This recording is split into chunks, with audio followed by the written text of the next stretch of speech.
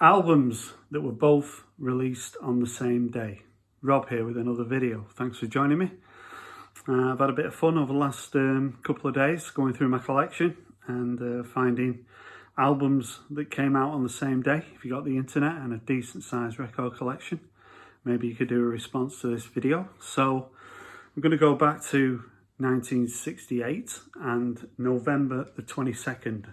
So these are UK release dates, and two pretty iconic albums came out on the 22nd of November 1968. One of them being the White Album. No introduction needed for that one. The second one is the Village Green Preservation Society by the Kinks. So two very iconic albums, opposite chart success. So the Beatles, of course, the White Album. A double album, of course, one of my favourite Beatles albums, Rocky Raccoon and Blackbird and Helter Skelter, Back in the USSR. I'm not one of those people who says it should be a single album. I really rate the White Album, but it was a #1 album on the chart for 37 weeks, and put that up against the Kinks and the Village Green Preservation Society, which actually didn't even chart. It got to number 47 in the UK charts for 1 week in 2018 off the back of a vinyl reissue. And this album I first heard this album after I watched a documentary about the album, and watching it and hearing the songs from it really reminded me of XTC and Blur and Squeeze and bands like that. And it's hard to believe really that when this album came out it never actually charted. I guess it was out of step with the music that was coming out, sort of coming into 1969. But we've got two very iconic albums here. But if I was going to choose my favourite, I think I'd choose the Kinks. So I'm going to choose my favourite out of the ones I show. I'm not going to do it in chronological order. I'll mix it up a little bit. And the second two albums I'm going to show, the first one is David Bowie and Scary Monsters and Super Creeps, which was released on the 12th of September 1980. I just started work. But also on the 12th of September 1980, Black Sea by XTC was released. So let's talk about these two albums. 1980, one of my favourite years. And this is one of my favourite David Bowie albums, with a lot of help from Robert Fripp and even Pete Townsend. But four great singles. The title track, Fashion, Ashes to Ashes, a #1 single, and Up the Hill Backwards. This was Bowie's first #1 album since Diamond Dogs. He's had 11 UK #1 albums, and this is one of my favourite Bowie albums. But XTC are one of my favourite bands from the 80s, and this one, Black Sea, came on the back of Drums and Wires. And this contains some great singles: Sergeant Rock, Towers of London, Generals and Majors, and Respectable Street. A lot of people have this as the favourite XTC album. It's not my favourite, produced by Steve Lillywhite, but it's one of my favourites. So this is a pretty difficult choice, but I'm going to choose David Bowie as my favourite out of these two great albums. One of the fun things about doing this is you can pick albums that are like total opposites. So in 1977, Asia by Steely Dan came out on the 23rd of September 1977, and on the same day, we're in 1977, so punk was at its height. We've got the Stranglers and their second album, No More Heroes. So let's talk about Asia, which is my favourite Steely Dan album. I've got all the 70s albums, great sounding album, Deacon Blues and Peg. Only 7 tracks on the album. It reached number 5 on the UK charts for 10 weeks. However, the Stranglers, surprisingly, reached number 2 in the UK charts, and it was on the chart for 18 weeks. And this features Something Better Change, Dagenham Dave, and of course the great single No More Heroes. The Stranglers, strong albums band, a lot of albums reaching number 2. And quite surprising really when you think in 1977 that Stranglers reached number 2 and Asia only number 5. Even though I do like both albums, I certainly would pick Asia as my favourite out of these two.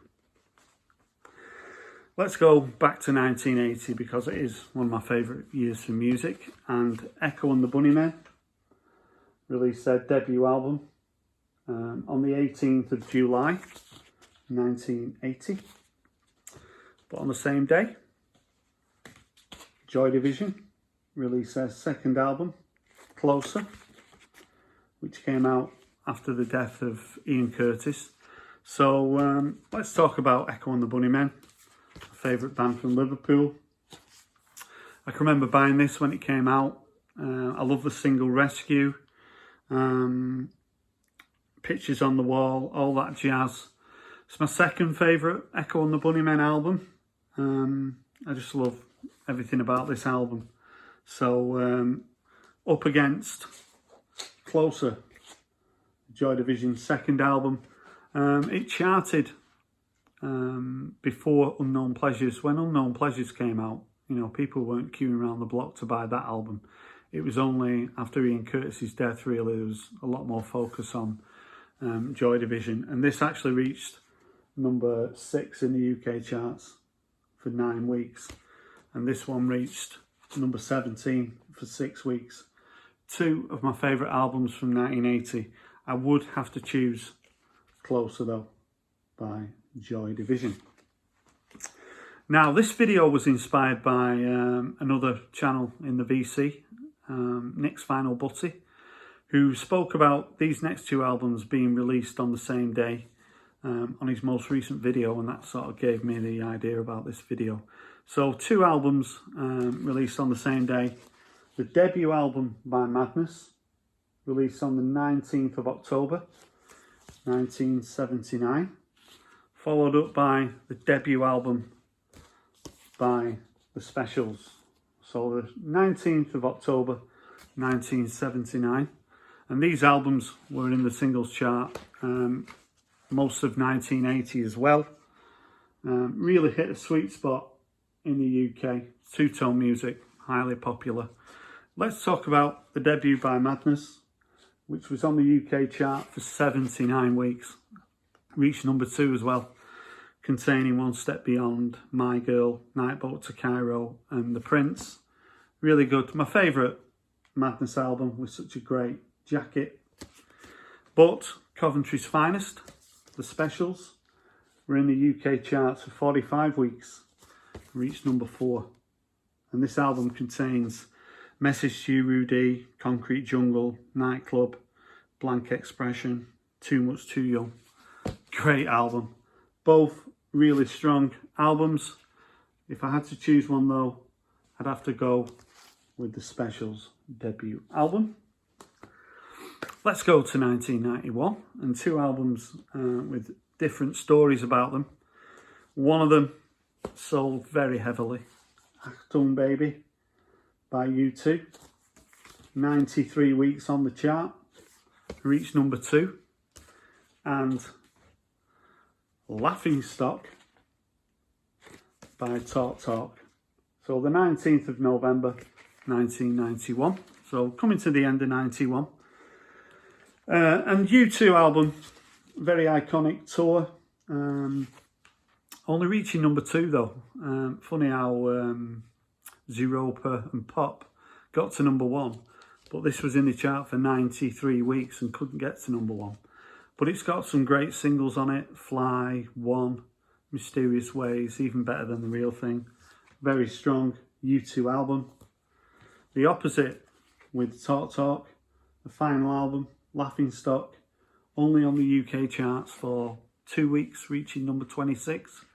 Only 6 tracks on it, very atmospheric. Every time I listen to this album, I hear something different. Difficult choice, but if I'm honest, I would have to choose Achtung Baby over Laughing Stock. So yeah, 2 albums released on the 19th of November 1991. Let's go to another one of my favourite years, which is 1978, and The Clash and Give 'Em Enough Rope, released on the 10th of November 1978, and on the same day, Germ-Free Adolescence, the debut album, the only album by the great X-Ray Spex, Polystyrene. So let's talk about The Clash and Give 'Em Enough Rope. Well, this was might be a bit of a surprise. The highest charting album by The Clash reached number 2. Combat Rock reached number 2. London Calling just got in the top 10. But The Clash in 78 were, really popular. And this album isn't thought of that much, but I really like it. It contains a couple of singles, Tommy Gun and English Civil War. Strong album for me by The Clash. Germ-Free Adolescence. This album contains 3 great singles, but there's more to it than that. I really enjoy this album. Identity, The Day the World Turned Dayglow, and the title track, Germ-Free Adolescence.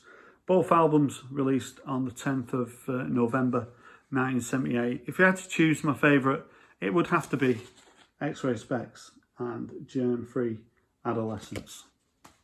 2 to go, and we're still in 1978, and we're going to go to the 17th of March 1978, and this year's model by Elvis Costello and the Attractions.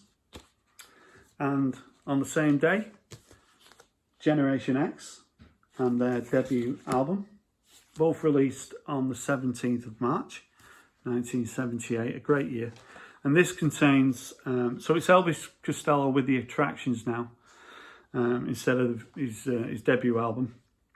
And this contains a couple of great singles, I Don't Want to Go to Chelsea and Pump It Up. But for me, Elvis Costello, number 4 album, 14 weeks on the chart. Never had a number 1 album, never had a number 1 single, which seems a shame for such a talented artist. And this is one of my favourite Elvis Costello albums. Great jacket as well. And Generation X, their debut, contains the single Ready Steady Go, an album I've been after for a while because it's a good album to find it in decent condition. Billy Idol, of course, went on to have a successful solo career. But out of these 2 albums, really, I would have to choose Elvis Costello and the Attractions and this year's model. And finally, we're going to go back to 1973, the 15th of October, and Neil Young and Time Fades Away. And on the same day, the 15th of October 1973, we've got the Grateful Dead and this album, Wake of the Flood. So let's talk about Neil Young's album, live album. Neil Young said it's his worst album of the 70s. Came out after Harvest, a number 1 album.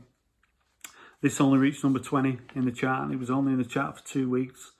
And when people went to watch this concert, they were expecting to hear, familiar music, but everything on this album was brand new to the audience. But I love how rough it is. It's one of my favourite Neil Young albums. So, yeah, Time Fades Away by Neil Young. But the Grateful Dead, this album only in the UK charts for 2 weeks, reaching number 69. And I think if you walk around Manchester and asked Joe Bloggs, what's your favourite Grateful Dead album, I think they'd give you a bit of a blank look because, certainly growing up in the 80s, 90s, etc. I think I'd heard of the Grateful Dead, but that was as far as it went. Had no chart success in the UK. But I really do enjoy the live albums by the Grateful Dead. I certainly would like a few in my collection. The studio albums for me just don't quite cut it. There's sort of something missing. It's a solid album, but the Grateful Dead and Wake of the Flood. Out of these 2 albums, really, it would have to be Time Fades Away by Neil Young. So 9 sets of albums that were all released on the same day. Really enjoyed going through my collection and finding these. If you've got any comments about what I showed, I'd love to hear from you. Thanks for watching, and bye for now.